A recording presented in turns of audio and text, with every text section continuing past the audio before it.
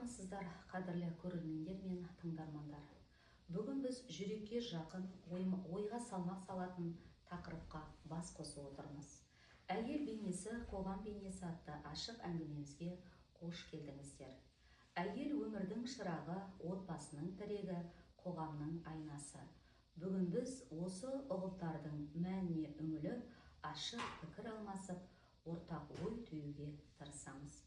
Ендеше еркін әңгімеге, шынайы ойға толы подкастымызды бастауға рұқсат етіңіздер. Бүгінгі кештің қонақтарымен таныс болыңыздар. Хромтау аудандық аналар кеңесінің мүшесі Әбілмәлікова Ұшқын Әбілмәлікқызы. Хромтау аудандық полиция бөлімінің отбасылық тұрмыстық зорлық-зомбылыққа қарсы күрес тобының аға инспекторы, полиция капитаны Сержанова Алиса Бушақбаевна. Қош келдіңіздер.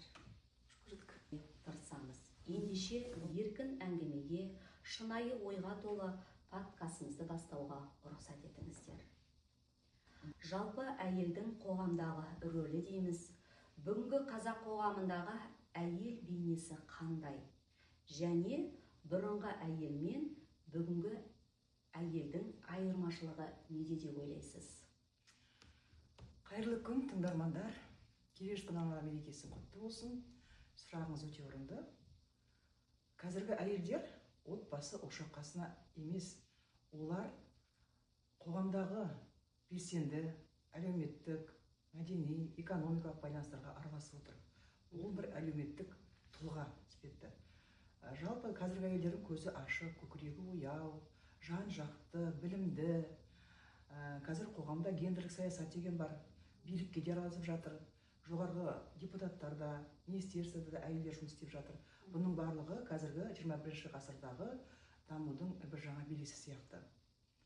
Енді біз қазіргі қоғамдағы әйелдің бейнесін көз алдында елестететін болсақ, олар қоғамның нағыз белсенді мүшелері. Өйткені қазірде бала тәрбиесімен қатар, отбасымен қатар олар қоғамдық та жұмысқа белсенді араласып жатыр. Жаңа айтып отырсыз ғой, бұрынғы әйелдер деп. Бұрынғы әйелдермен арасын салыстыруға мүлдем келмейді. Өйткені 19 ғасырда Қазақстанды зерттеуге келген поляк зерттеушісі, суретші өзінің мынандай кітабын жазған екен. Бұл кітапта қазақ сахарасына саяхат.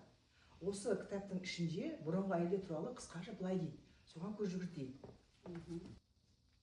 Қазіргі осындай әйелдердің, бұрынғы әйелдердің өміріндегі барлық жұмыс әйелдердің мойнында. Егер отағасы үйде отырғанда әлдекімдермен әңгіме дүкен құрмаса, немесе ат үстінде түзде жүрмесе, қалған уақытын ұйқыға арнайды екен.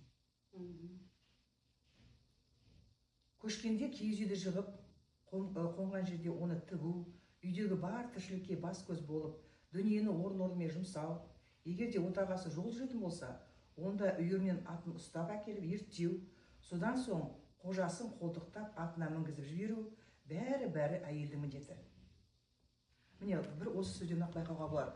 Яғни сол кездегі әйелдер тек қана отбасында ғана, отбасының ұйытқысы, берекеті, жаңағы ерлерінің көңіл күйіне қарау, соны шығарып салу, күтіп алумен ғана айналысқан екен. Арасында дейді оларға қамшыда үйіріп тұрады дейді, мысалы үшін. Енді ойлай беріңіз, сол кездегі әйелдердің рөлі мен қазіргі кездегі әйелдердің рөлі қандай екендігін содан көруге болады. Рахмет, өте түсінікті. Енді әйелдердің білімі қоғамға қалай әсер етеді жалпы? Қазір 21 ғасыр білімнің ғасыры дейді. Өйткені ұрпақты тәрбиелейтін әйел. Әйелдің тәрбиесінен ұрпақ отбасындағы нағыз тәрбие ол әйелге байланысты. Мысалы үшін, Абылай ханның айтқан мынандай сөз бар екен. Білекке сенген заманда ешкімге есе бермедік. Білімге сенген заманда қапы қалып шүмелік. Қазір білімнің заманы. Өйткені отбасында қандай тәрбие алады, қандай білім алады, болашақ ұрпақ сондай болады. Қазір бүкіл жағдай жасалып, ақпараттық заман.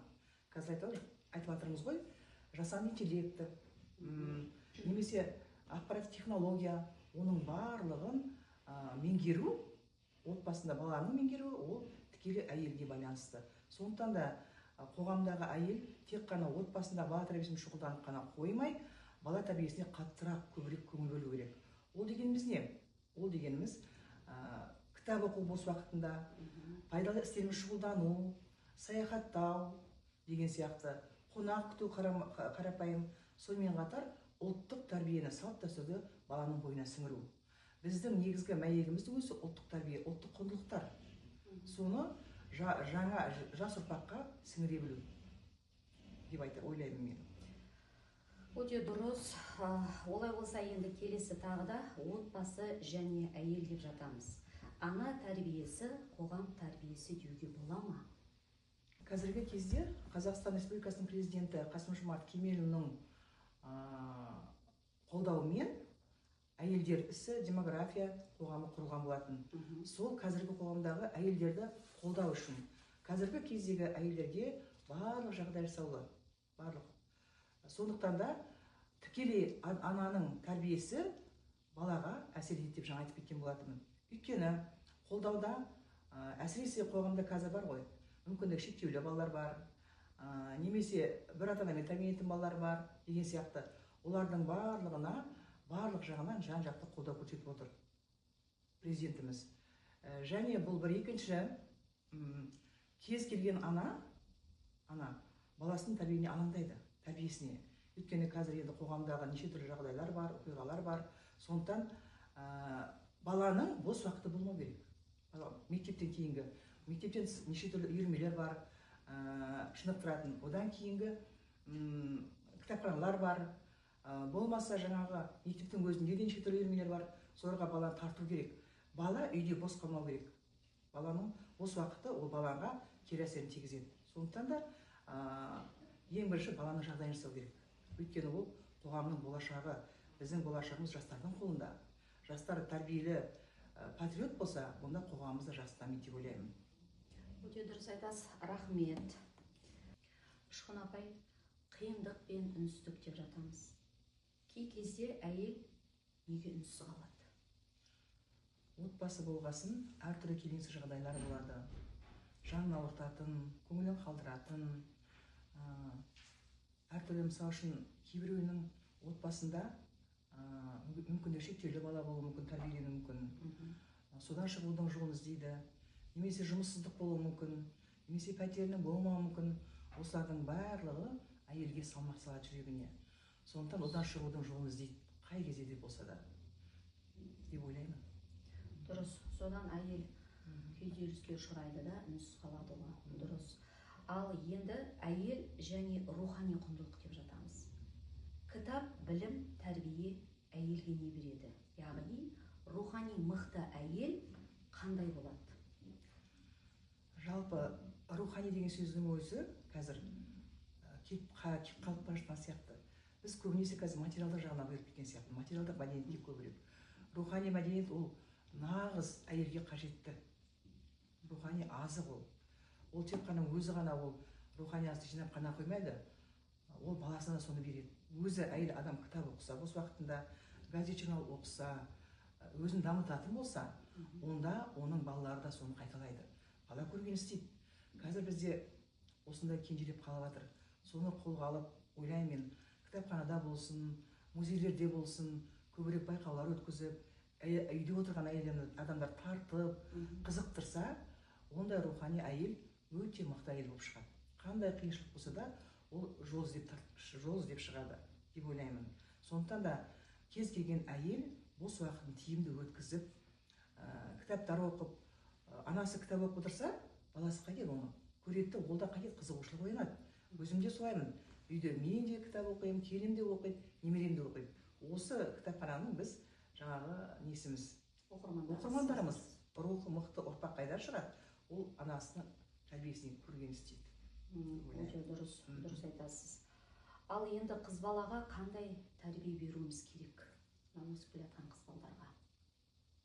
Қазіргі қыз баланың тәрбиесі өте маңызды. Болашақ ұрпақты тәрбиелейтін, болашақ ұрпақты дүниеге әкелетін қыз бала.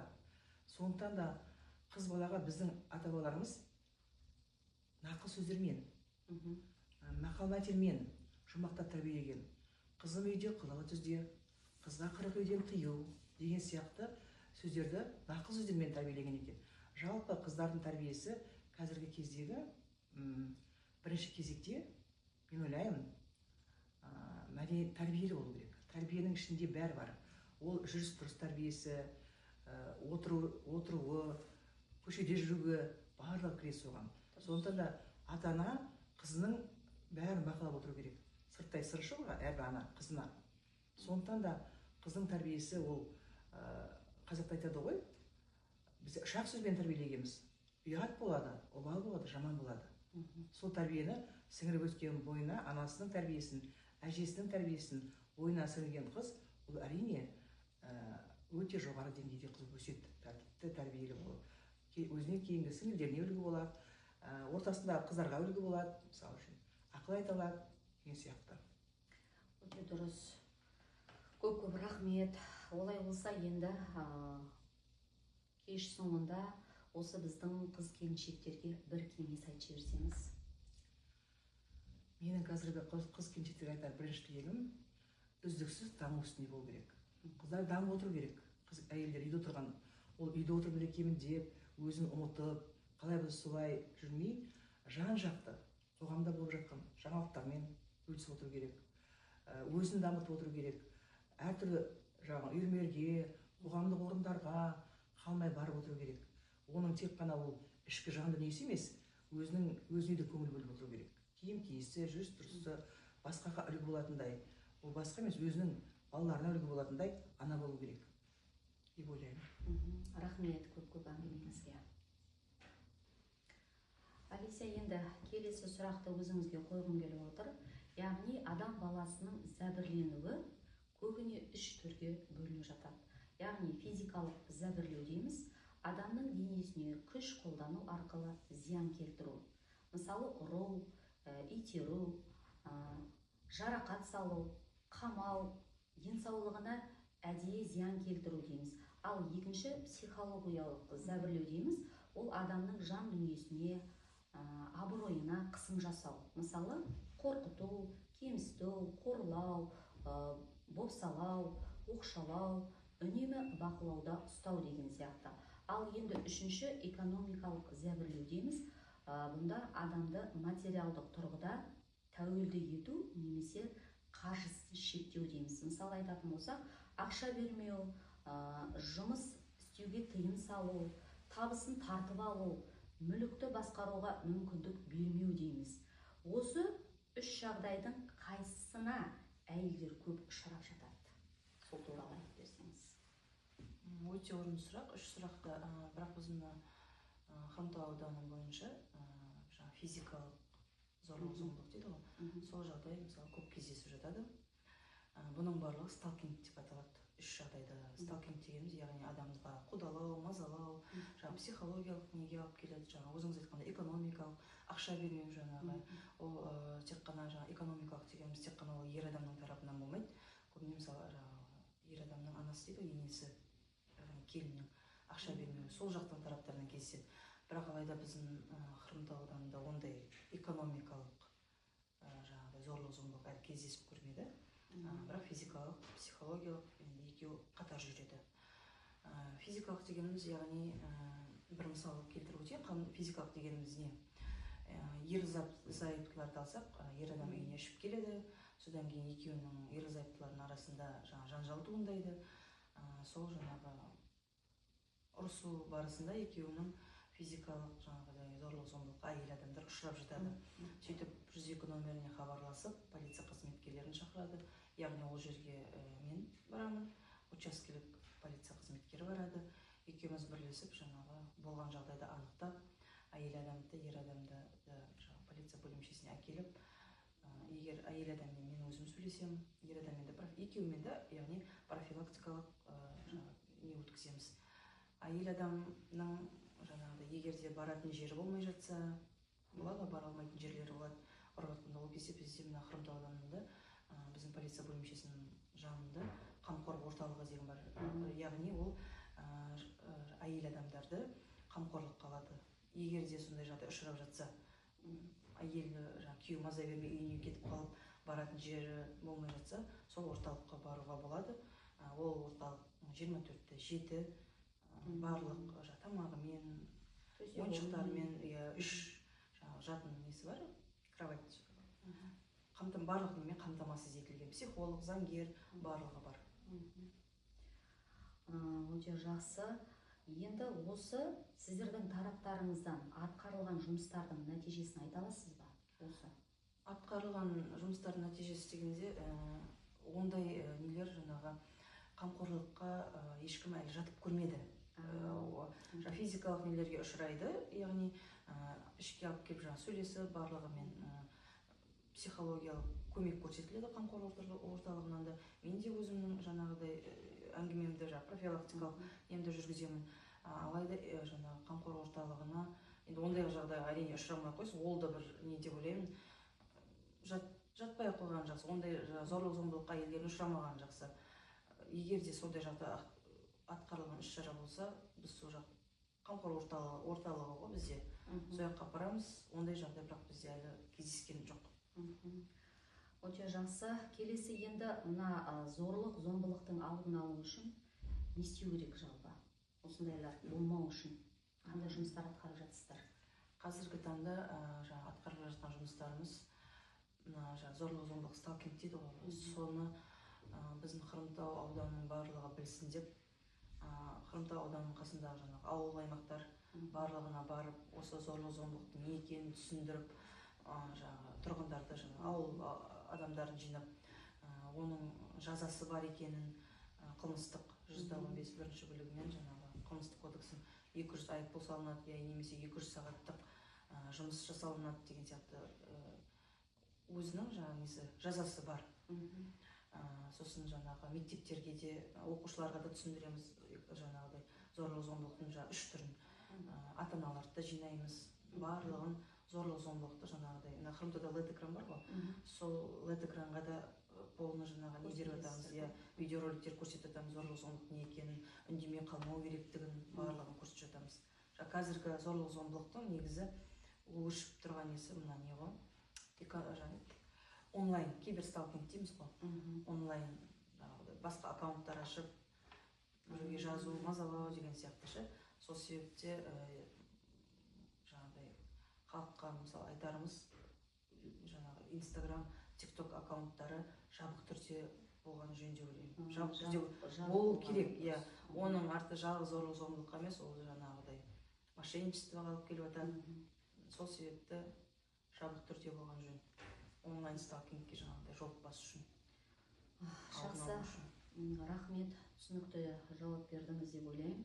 Енді соңғы кешіміздің аяғында Алиса, енді өзіңіз осы әйелдерге бір тілек айтып жіберсеңіз, әйел қауымына.